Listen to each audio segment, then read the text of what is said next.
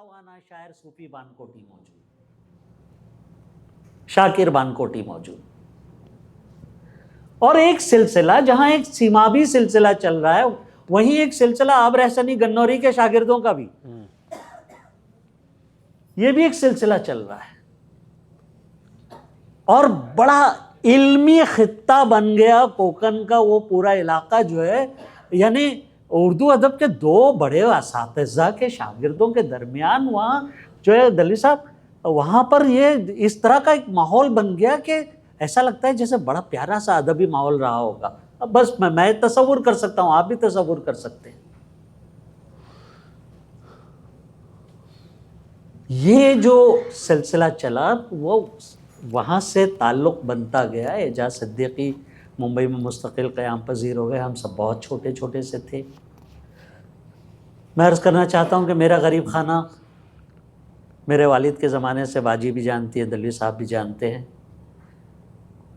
ज़हीर काज़ी साहब, कोकन जो पूरा सह्याद्री का ऊपर से नीचे तक का पूरा इलाका है, सह्याद्री से इस तरफ का, पूरे कोकन से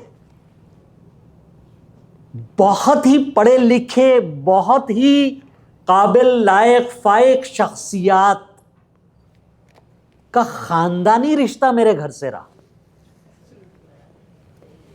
जिनमें डॉक्टर अब्दुल सत्तार दलवी, रेहाना अहमद यहाँ मौजूद हैं, और मैं नाम गिनाता चलता हूँ। चलिए, याकूब राही आज शायद गालिबन आए नहीं है इस प्रोग्राम में, दलवी साहब मौजूद हैं, यूनुस अगास्कर साहब, मैं किसके नाम गिनाऊँ, अली एम शमसी साहब, लातादाद नाम है। मुझे कई नाम बीच बीच में याद आते जाते हैं ऐसे कि जिनका मेरे गरीब खाने पर, खालिद अगास्कर और न जाने कितने मेरे गरीब खाने पर आना जाना ही नहीं, सिर्फ ऐसा कि मेरी अम्मी उनकी अम्मी, ये ताल्लुक़। और इस ताल्लुक़ की बुनियाद पर मैं अपने आप को मैं कोकनी कहता हूँ इसीलिए। और ये बता दूं कि ऐसी इल्मी हस्तियां मेरे घर पर, अहले कोकन की ऐसी इल्मी हस्तियां मेरे घर में जमा रहती थी उस दौर में। तो आप यकीन कीजिए कि ये एक रिकॉर्ड है। ये शायद ही कोई यूपी की फैमिली ऐसी होगी कि जिसमें इतने कोकनी घर में रहते होंगे, मुझे नहीं लगता कोई होगी। ये एक रिकॉर्ड है। ये मैं ये बताना चाह रहा था, और ख़ास तौर पर यह बताने के लिए मैं हाजिर हुआ था। मैं खावर साहब के ताल्लुक़ से चंद बातें बताऊंगा। बहुत धुंधली सी यादें, तस्वीरों में देखा मेरे पास। कहीं एक बड़ी यादगार आती है, मैं बताऊं कि कहीं यादगार कोई एक तस्वीर है मेरे पास, शायद उनके जब बहुत जवान रहे होंगे तब की होगी वो। चौड़ा सा चश्मा, नहायत चौड़े फ्रेम का चश्मा, और बहुत मुस्कुराती हुई तस्वीर। उनके मुस्कुराने का अंदाज जो है, उनका फितरी अंदाज था, वो उनके चेहरे की खुसूसियत थी। वो ऐसा मुझे महसूस होता है। कोई बात नहीं। शायरी का जो उनमें जौहर अल्लाह ताला ने अता किया था, वो इतना बेपनाह था, इतने ज़ूदगो थे, इतने ज़ूद नवीस थे। तमाम असनाफ़ अदब में लिखा। पहले शायद अब रहसनी साहब से ही इस्लाह ली उन्होंने, उसके बाद मेरे वालिद एजाज सिद्दीकी से इस्लाह लेते रहे, और ये सिलसिला तवील अरसे तक चलता रहा।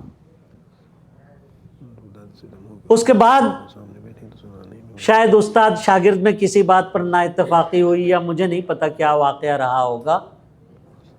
हाँ, यहाँ पर दरमियान में मैं एक बात अर्ज़ करना चाहता हूँ दलवी साहब, कि उस दौर में खावर साहब के हफ्ते में 2, 3, 4 खुतूत उस वक्त पोस्ट कार्ड लिखे जाते थे हफ्ते में। आप सुन रही है ना मुझे? आपको याद होंगी चीज़ें।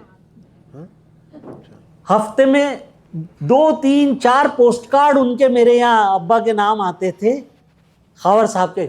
उसमें अदब नहीं होता था, सारे घर के हालात, वाक़यात, बातें, ये जो बहुत करीबी किसी अपने को ही कही जा सकती है, लिखी जा सकती हैं, वो लिखी जाती थी।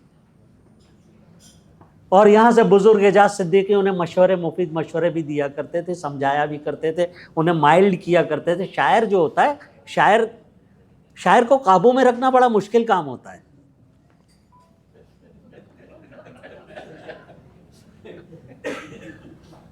تو ایک شاعر کو شاعر ہی قابو میں رکھ سکتا تھا. والد صاحب وہ کوشش کرتے تھے کہ ان کو ذرا سا بیلنس رکھیں. اس کے بعد سید حرمت الاکرام سے شاید دلوی صاحب اگر میں غلطی پر نہیں ہوں خاور صاحب نے پھر اعجاز صاحب کے بعد سید حرمت الاکرام صاحب سے اصلاح لی اور پھر کالیداس گپتا رضا صاحب سے, اور بہرحال سلسلہ, لیکن پھر لوٹ آئے اپنے استاد کے پاس, پھر لوٹ آئے. تو یہ سلسلہ شاعری کا ان کے ساتھ چلتا رہا. کوکن کو کچھ اولیتیں جو کوکن میں فرسٹ, آپ لوگ اگر کہتے ہوں گے کوکن میں پہلی بار ریلوے یہ چلی, کوکن میں پہلی بار یہ ہوا, میں یہ بتانا چاہتا ہوں کہ کوکن کا فرسٹ پوئٹ, پہلا شاعر کوکن کا, کہ جو ہندوستان اور پاکستان کے تمام بڑے ادبی رسالوں میں چھپا, جن کی شاعری ہندوستان بھر کے تمام بڑے, ہندوستان کے, پاکستان کے سبھی بڑے میگزینز میں, رسالوں میں چھپی, وہ بدیع الزماں خاور. یہاں سے لے کر کراچی تک مجھے یس جی بالکل,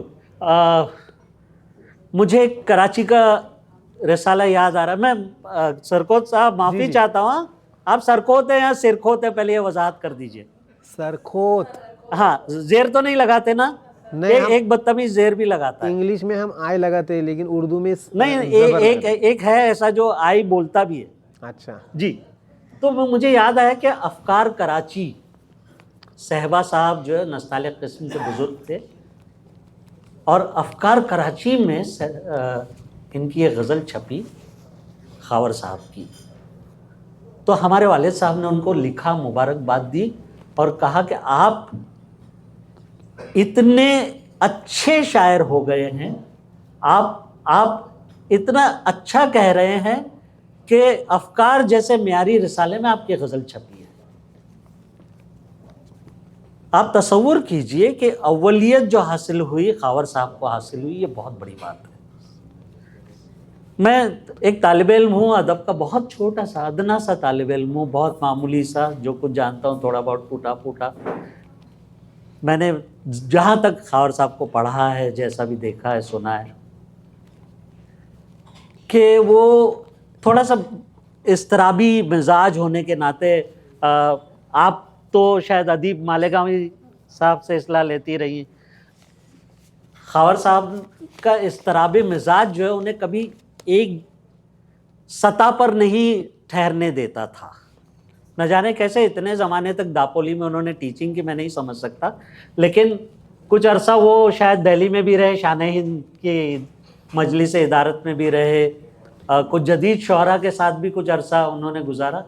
تو تحریک ترقی پسند تحریک اپنے عروج پر تھی, بعد میں پھر شمس الرحمن فاروقی کی جدیدیت آئی, تو وہ اس سے کہیں متاثر بھی ہوئے. تجرباتی شاعری, حید کے تجربے خاور صاحب نے بہت زیادہ کیے, ساری چیزیں. ان کی ایک نظم جو ہے وہ کلکتہ, کچھ مجھے پورا نام یاد نہیں ہے, وہ کافی دھوم مچی تھی اس نظم کی. تو یہ ساری چیزیں انہوں نے کی, اور اتنا لکھا, خوب لکھا, بہترین لکھا, اور اتنی روانی, اتنی سلاست ان کی زبان میں. یہاں ایک چیز عرض کرنا چاہتا ہوں کہ ہر زبان کی اپنی ایک تہذیب ہوتی ہے, ایک مرکزیت ہوتی ہے. جیسے کہ اگر آپ صحیح انگریزی سننا چاہتے ہیں تو آپ سوچتے ہیں کہ ہاں جو ہے وہ برطانیہ میں صحیح انگریزی بولی جاتی ہوگی, مرکزیت کی وجہ سے. اسی طرح سے اردو کی بھی اپنی ایک مرکزیت ہے. میں علاقائیت کا قائل نہیں ہوں, میں اسی لیے اپنے آپ کو کوکنی کہتا ہوں کہ میں علاقائیت کا قائل نہیں ہوں.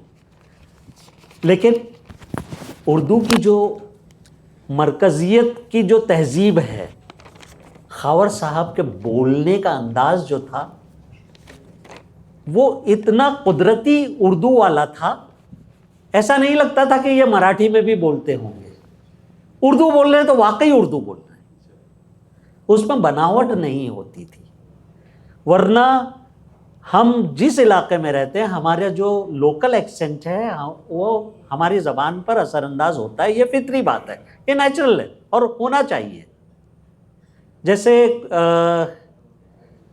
وہ ساقی नारंग साकी तुड़िलवी। नहीं नारंग साकी हाँ, जो लतीफ़े जमा करते हैं अदीबों के, शायर साहब। उन्होंने कुंवर महेंद्र सिंह बेदी सहर का एक वाक़या नक़ल किया कि कुंवर महेंद्र सिंह बेदी सहर बड़े अच्छे नाज़िम थे मुशायरों के, बहुत अच्छे कंडक्ट करते थे मुशायरे।